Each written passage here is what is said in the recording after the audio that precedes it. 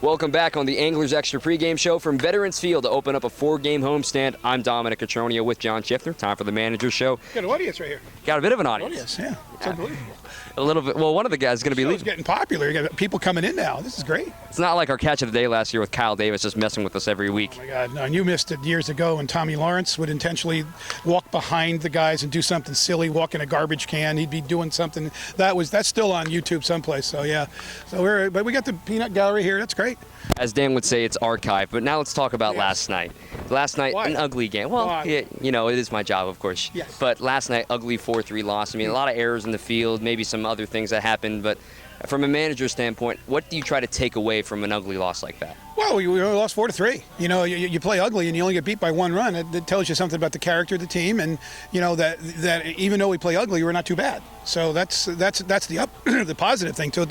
The negative side is that we blew a 3-0 lead. Excuse me, we blew a 3-0 lead, and that you just don't want that. That's a pretty good lead in the Cape Cod League. So we've got to get better at doing that. We need to tack on a few more. We need to keep those guys off bases. But you just it's the Cape. You got a lot of good players around. C.J. Burdick came in, gave a couple of runs, but then really battled back. He only had 2 men on and nobody out, and still got out of the inning without any more runs. Right. What about his effort last night? What impressed you? Well, he came back. He came back. He could have crumpled under it. He gave up. He hung a pitch and they hit into right center field, and Napper almost made a spectacular catch. And all of a sudden now it's changed for him, and he kind of just stepped off the mound, and maybe did a little walk around and turned around, struck out the next couple guys. So that's impressive. And that's what you take out of that. Okay. The mistake was made. We need to come back and get a few more runs. We had guys on base later. So he came back and did his job. He slammed the door shut and didn't give up anymore. He minimized the mistake. And, we offensively, we needed to, get a clutch hit here or there. And, last night it wasn't there. We've had them before in games we've won. We just didn't have them last night.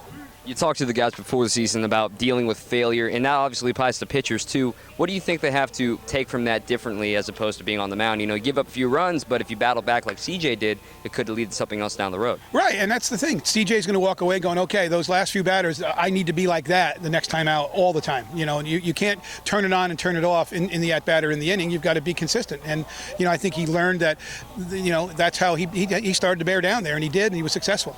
Trenton Brooks reached base a couple times for you yesterday, and he still leads the Cape right now in batting average. Granted, it's early. What have you liked from him so far? Well, he just puts the ball in play, takes good at-bats, long at-bats, but he's, just having a great summer. He's moving the ball around, big sacrifice fly one night, big base hit another night, makes a great defensive play another night. I mean, it's fun to watch. That's why we're here, to watch that.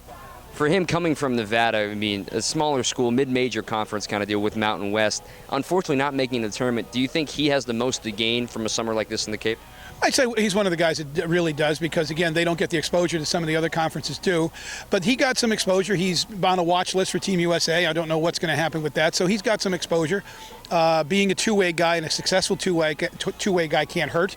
And, they get more exposure than some of the other conferences. I understand it's a mid-major, but that's pretty good mid-major. Unfortunately, I don't understand why they only have one bid, but that's not for me, decision for me to make. But that's pretty good baseball out there, and they had a great year, amazing year. 42, 43 wins. It's kind of tough not to let them in.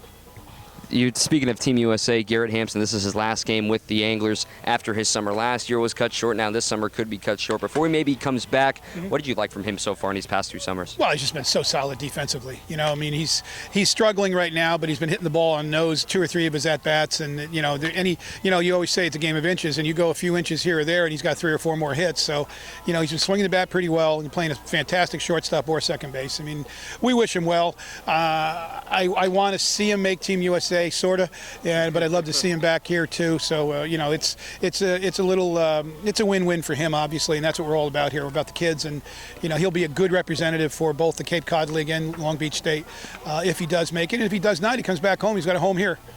Back here tonight against the Harwich Mariners. Lost last night, of course, 4-3. Now that's 10 straight losses against the Mariners over the last 2 seasons. The last time the Anglers defeated the Mariners, it was here at Veterans Field, and Kyle Funkhauser made the save in that game. What do you remember about Funkhauser when he pitched here? Hard worker, competitor, 95-mile-an-hour fastball, power slider. You know, he's the guy we wanted on the mound at that time, and that's why he got that save. And he had a great year this year. Congratulations to him on getting drafted in the first round. That's so cool. You know, go get him. You know, he's had a great 3-year college career. We're glad we got an opportunity to get him here, and we'll just watch and see if he can make it to the big leagues. What's that conversation like when you talk to a Friday night guy from a majored school to come in here and say, I might need to put you in the bullpen out here in the Cape? Well, his freshman year, he was bouncing all over the place on their staff. We knew we were getting a power arm, and we knew we could use him. And they used him as a closer his freshman year a few times. They like I said, they bounced him around kind of a utility pitcher because he was literally 95 miles an hour. So you're going to find someplace in your pitching rotation or your bullpen someplace to use that. And that's exactly what we did. I think he started a game or two for us. He came out of the pen for us. And this is, you know, he was a youngster then. He had a tremendous sophomore year, good enough to be named to Team USA last year. And he had he backed it up this year, and he's first-round draft pick. So that's, it's nice to be part of that process. That's the manager's show here, the opening of a 4-game homestand from Veterans Field with John Schiffner. Thanks for joining us. Yes, sir, Dominic. Thank you. That's it for us over here. Johnny, take it away in the booth.